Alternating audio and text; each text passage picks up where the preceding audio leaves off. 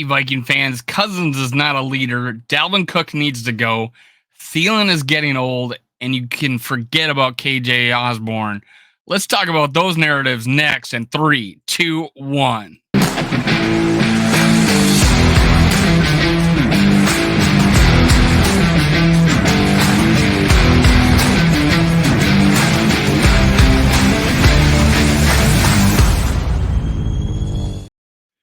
Gather around, Skull brothers and sisters. This is Skull World, brought to you by Minnesota Sports Talk. I'm your host, Dave. You can follow me on Twitter, TikTok, and Facebook at Skull World. Make sure you hit subscribe, like, and leave a comment below, and that way you can enter my contest. We'll talk about that right now. We're partnered with checkforeman44.com. Use Skull15 and checked out, and you'll get 15% off. Make sure you go to checkforeman44.com. We're also, if you subscribe, like, and comment, I am giving away this jersey back here, signed by Chuck Foreman himself. You see him holding it in the picture. Make sure you're subscribed, like, and comment. Giving away that January 3rd. If you subscribe, like, and comment, that pushes these videos, and that's why we do it.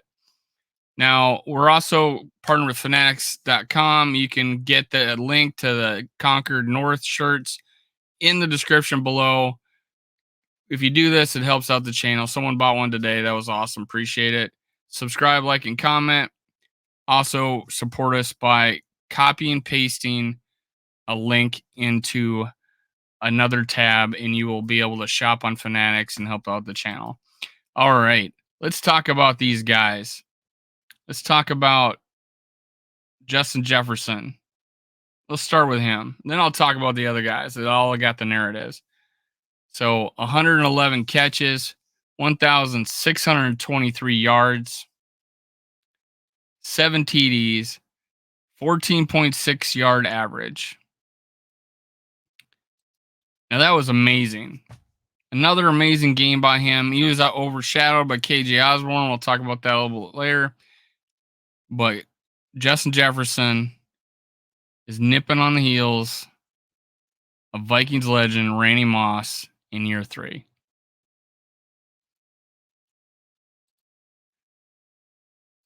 The yards needed to beat Randy Moss single season record is 9 to tie, 10 to take him over. Remember, no one talks about it now. Remember the end of the season against the Bears? How everybody was dogging Kirk Cousins because he threw it to KJ Osborne for the touchdown when Justin Jefferson was obviously open too. He just went with the first open read for the touchdown. Instead of throwing it in, Justin Jefferson was going wide ass open. He would have had a touchdown. Also would have had the record. It'd have been a great play. Everybody would have loved it. But what an opportunity to come off of the greatest comeback in NFL history on our 1,000th game.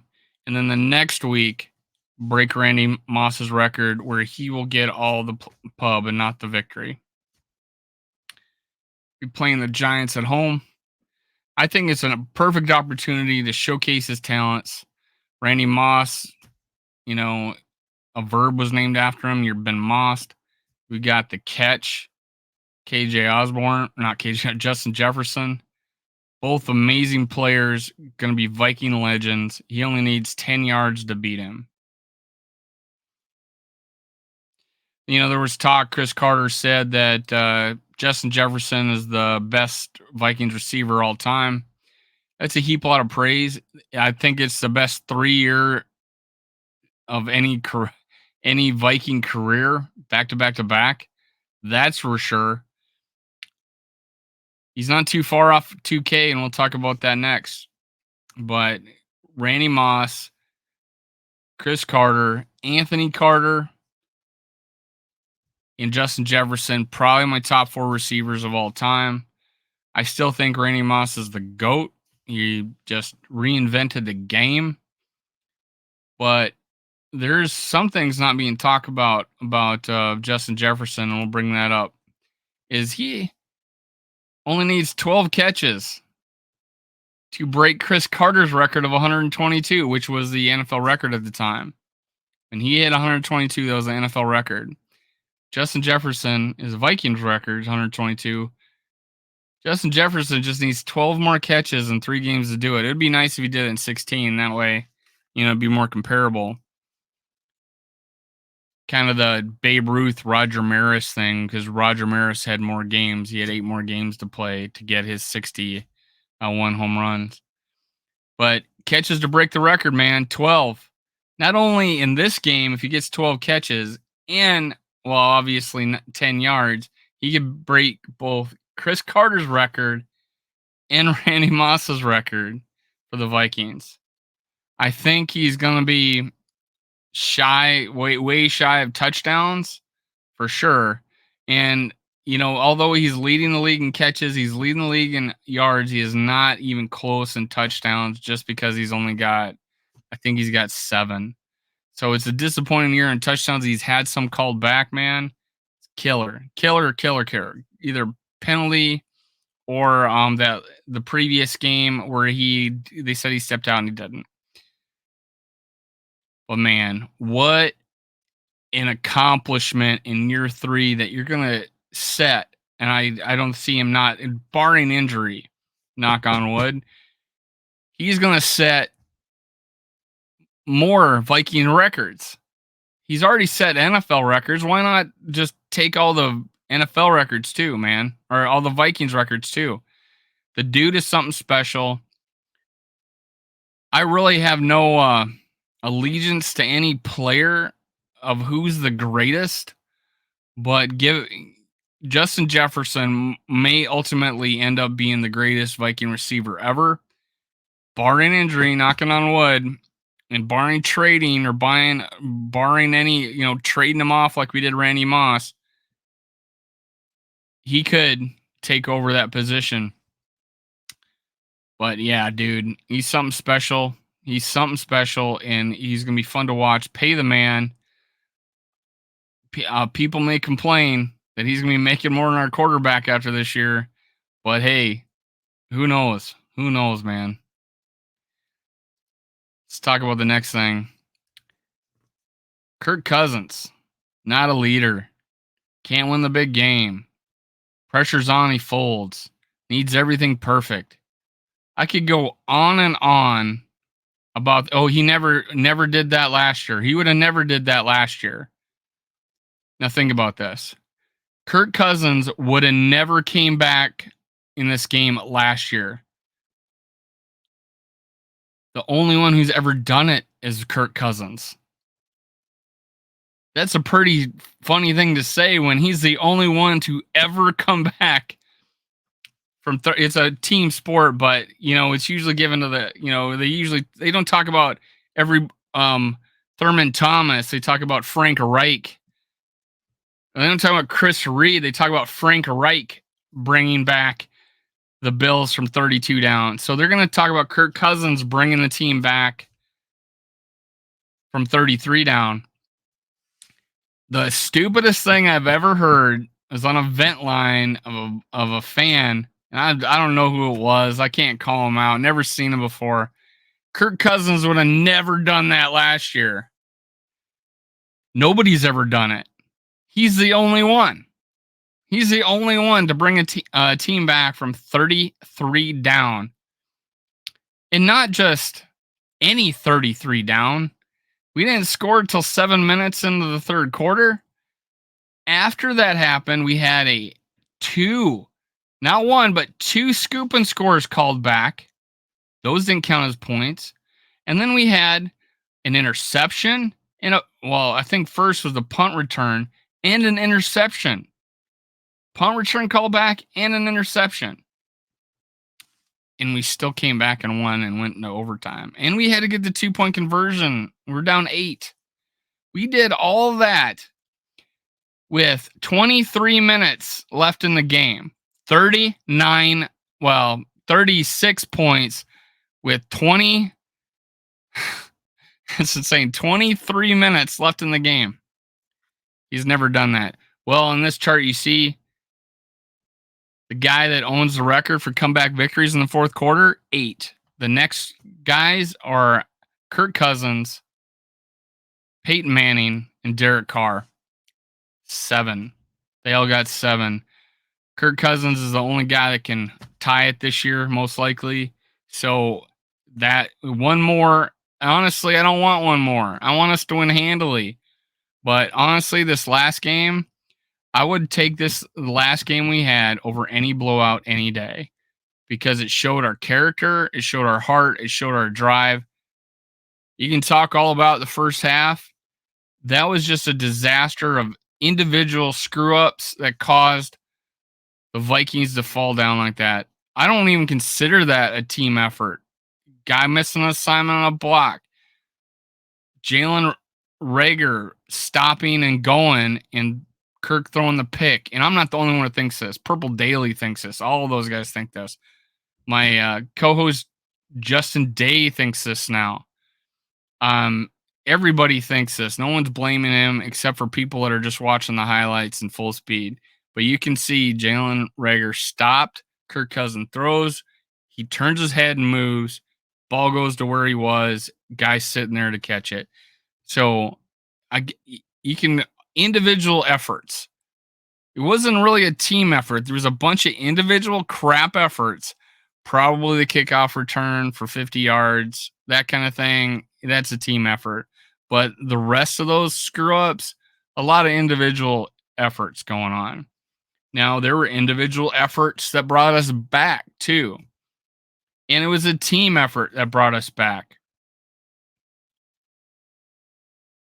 Defense only gave up one touchdown and like 5 field goals at 22 points or whatever, but they gave up 19 in the first half.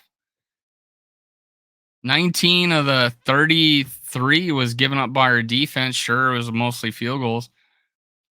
The offense scored 39 points. So offense scored 39 points. So if you want to say is because the defense, and every right to it, was the reason why we won this game. No, it was a team effort, but the offense scored 39 points. Yeah, it's true. 39 points compared to 22 gives you a win. The pick six, the subtracts for that. Well, now you only got 32. Then there's 32 points, right? So whatever. So Kirk Cousins brought this team back. He deserves a crap load of credit. Funniest thing, I'll talk about this. ESPN gave him like a 33 something rating on QBR, which is their trademark rating system. It's not the quarterback rating. You get a 99 on the quarterback rating, but QBR rating, they gave him a 33 something, lowered it to a 32.9, 1 point higher than his the opposing quarterback, Matt Ryan. That's crazy. To look at that game and say that was a 33 out of 100. He had 460 yards, 4 touchdowns, 2 picks that weren't his fault. Rager messed up in the first quarter, and he messed up on that long pass for an interception in the end of the game in the fourth quarter. Dude, you can say I'm a Kirk stan all you want. You can say I want to marry him, or some people use different terminology that's not suitable for my kid to watch, which I hope he will one day get to see my videos, and I will be, and he will understand them, and he'll get it, and he'll get to see his dad on the air.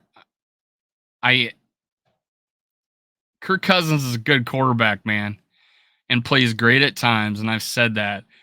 He is on track to be offensive player of the month again. That would be the 3rd time. He's got 2 400-yard games. He's got 6 touchdowns and 2 picks. He's almost got 900 yards in 2 games. He just has to coast with a couple good games, and this guy is offensive player of the month again. That's elite. Anytime you do that, this guy can play elite and go on a run. I got a guy in one of my comments saying we're going to be bounced the first round. I'm saying you don't even know who we're playing yet. Well, anybody. Well, we already beat Detroit once. We already beat the Commanders once. We're going to play the Giants, and we're never going to play the Eagles. Not the Eagles, the Seahawks. So you don't know if we're going to get bounced the first down, and we're playing it at home. So there's that. The hate this team gets and disrespect this team gets. Now, I'm going to say this. I give credit to the media. They're actually praising the Vikings for that game. They're amazed by that game. We're actually getting credit from what I've seen about this game. Where I saw the crap coming from, the hate was on YouTube among Vikings and some Vikings uh, you know, Vikings content creators on YouTube. And no, I'm not talking about you, Justin. I'm not talking about Rap. I'm not talking about any of the other guys on the purple code. I did not see that coming from you. Now, there's some text I'm questioning, but I did not see that. But I went on to see hate from our own YouTube. Like, I literally saw yesterday someone still talking about all that crap came in garbage time. We just basically got lucky to pull it out. That Kirk Cousins, the king of garbage time, we got so good at garbage time play that he amassed all these stats to it just overwhelmed and flooded over. Dude, it wasn't just 36 points. It was 2 touchdowns taken away. It was a pick. It was a punt return comeback. He had to overcome all that. You had to overcome the team had to overcome all that and the rest. So that was not just any average game. And then they're arguing, they're not calling it the greatest comeback ever. They're just calling it the biggest comeback ever. What kind of crap is that? That's coming from Vikings content creators that it's not the greatest comeback ever because there's greater ones. It's only the biggest comeback ever. Semantics, guys. Dude, to just to chisel off the happiness that we're going to feel just to make it seem less. You're not going to call it the greatest comeback ever. Well, let me tell you what. It was the greatest comeback ever. And it was probably 23 minutes of the greatest football ever. Overtime was a little sucky, but hey, watch Dalvin Cook run that in to bring us within 2, and then the crowd to go absolutely crazy. Thank you guys for staying and making that loud for our defense. And when we scored that 2-point conversion, it went nuts. Thank you. We're gonna have Paul Krause on tomorrow. He was at the game and he texted about saying that all the ex-Vikings were sitting around stunned, not knowing what to do. I want to hear what he saw yesterday. And Justin was there too. Justin Day was there too. We're going to hear about what he saw at the game. So stay tuned for tomorrow at 2:00. Let's go on a little bit here. Dalvin Cook is done. He's cooked. He's out of here. Done. Get rid of him. Contract's too much. Dude, we've done it with Daniil Hunter. We can sign a guy, buy out his guarantee his contract, buy him out for a year, and we'll have Dalvin Cook next year. Dude had 190 yards from scrimmage, had 5.7 or something yards per rush, 95 for a total of 190. Sure, he's only had like 2 100-yard games, whatever, but he's got like 4 90-yard games and 180. So this guy can still play. They use him in the passing game finally, effectively. I've been giving KOC crap about the screen plays. Much better this last game. Much better. Awesome. Rushing 1,045 yard. I think he's the 4th leading. Is he the 3rd leading rusher now? I forget. Well, anyways, it's still good. Yard average 4.5, receptions 33, receiving yards 265, total TDs 10, 8 rushing, 2 passing.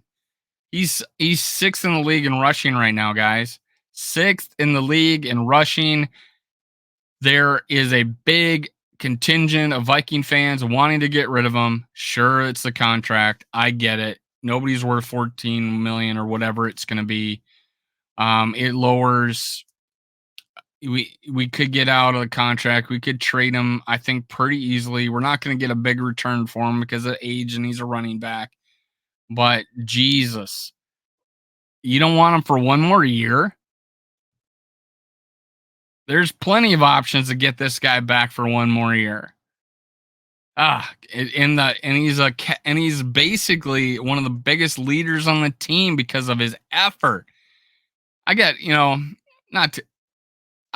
agreed. I said that he has looked like he's been taken down easier. But I do disagree that he's making business decisions because nobody was making business decisions in that comeback yesterday or Saturday. No one was making business decisions. Everybody was playing their balls out. And I think everybody on this team was giving it their all, including Dalvin Cook. This guy, I think he only knows how to play one way. I think a lot of his bad games have come up with the play design, just the standard runs, nothing special. You've seen what happens when they do that pitch. He gets 40 yards. Sure, the fumbles have hurt the last couple of games, but hey, he brought us back. He's brought us back in one game. That was against the Patriots. He brought us back in this game. KJ Osborne brought us back in this game. Give those two credit. Justin Jefferson was just steady. Thielen finally showed up in the fourth quarter. All these good things happen. Dalvin Cook is still here, man. Kirk having his work. You've heard this. Kirk Cousins, even though I like this Kirk Cousins because of the wins, he's having his worst season in history. The worst season in history. Kirk is having the worst season, worst stats in history in his career, or at least with the Vikings. This is his worst season, passing 3,818 yards. He's sixth in the league as of yesterday. After all the games, I don't think anybody's going to pass him, so I was feeling pretty comfortable about doing this on a Monday night. TD's 24. He's fifth. Worst. He's having his worst year. Well, it's all relative, guys, because he's never been. Last year, he was 9th and 9th. This year, right now, with 3 games to go, he's 6th and 5th. Come on. 20-plus throws, 11th. And that's with how conservative we look. He's middle of the pack in 20-plus chunk yard throws. They call this big plays. Anything 20-plus, chunk plays, big plays. 20-plus is the mark usually. It's 11th. He's been sacked 40 times, 4th most in the league. 40 times. 40. Needs everything perfect, guys. Needs everything perfect. Come on, man. Kirk is having a great year. He should be MVP candidate. I think Justin Jefferson's probably more deserving. Both of these guys went blank on a couple of games. So I would say they're pretty even on who would be there because someone's got to throw Justin the ball. I'd give the edge to Justin Jefferson. I think a receiver doing that, Cooper Kupp last year. I think honestly, I think it should have went to Tom Brady last year over Aaron Rodgers, and Cooper Kupp was second because Rodgers didn't have that stellar year. He had a great year. He just didn't have nearly as good a year as I thought as Tom Brady or Cooper Kupp. But Kirk Cousins, the stats are down this year. It's league wide, and he's only 470 yards or something like that from getting his yards he had last year. That took him to the Pro Bowl, by the way. So, guys, man, Kirk Cousins is having a good year. He's not having MVP year probably because there's, I think, plenty other better candidates. But you throw in the comeback victories. Awesome. Let's talk about this one. We don't have a number 2 receiver. Justin Jefferson, 111 receptions, 1623 yards, 14.6 average. That's actually dropped about a little over a half yard after this last game. 7 TDs, which would if you get more catches like he did. KJ Osborne, 45 receptions, 457 yards, 10.2 average, 4 TDs. TJ Hawkinson with us, he's on pace to get over 800, 900 yards this season, but with us, he's 39 receptions, 335 yards, 8.6 average, 1 TD. Adam Thielen, 66 receptions, ranked 25th in the league. Think about it. 32 teams times 2, 1, 2. There's 64. There's 32 number 2 receivers. Out of the 64 1 and 2 receivers, he's ranked 25th, man. 686 yards. That drops down to 37. But to get in the top 25, he's about He's less than 100 yards away. He could have a big game. 10.4 yard average, relatively the same as last year. Remember the last year where he had 10 touchdowns? Everybody was raving about him. 5 TDs, which is 23rd in the league. He's tied for 23rd in the league. There's scoring is down. It's all relative. Kirk Cousins having an awesome year. Justin Jefferson having a crazy ass year. Only needs 126 yards per game the next 3 games to get over 2K. JJ2K. KJ Osborne broke out this game. That's the kind of games you needed. He's only 20 catches from his last season. He's only about 200 yards from his last season. KJ Osborne got his opportunity. Why? Because we opened it up. We opened up the offense. We weren't conservative. TJ Hawkinson, he's just going to be good, man. He's just going to be good for us. Adam Thielen still got it. KJ Osborne and Thielen still do not have a recorded drop, according to PFF. We need a number 2 receiver. Yeah, I would like an upgrade at number 2 receiver, and I think we can get it in the draft. We're not going to get it in free agency, but hey, we can hopefully find someone in the draft that can be our future number 2 behind Justin Jefferson in the future as Thielen moves on. All right. Burleson came in when Carter left. We had a second receiver, right? And we're stupid, trade off Moss and, thinking that Burleson was going to take over. That didn't happen. But hey, guys, Kirk Cousins, this offense was the same offense you thought was going to be great at the beginning of the year.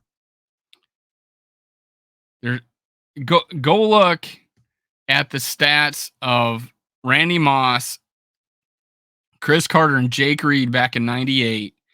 I bet the top 3 receivers in this team will end up having the same amount of yards as that team. Probably not touchdowns because that was a record-breaking offense. But go look, 98 this year, add all the yards together, you're going to probably see equal thanks to Justin Jefferson. But hey, guys, don't count these players out. They're playing hard. Don't trade them off yet. I think I was looking for next year to be our year. We're a year early. We can put it together. The defense played better this second half. It played better this game than it was the week before. It was the Colts, though.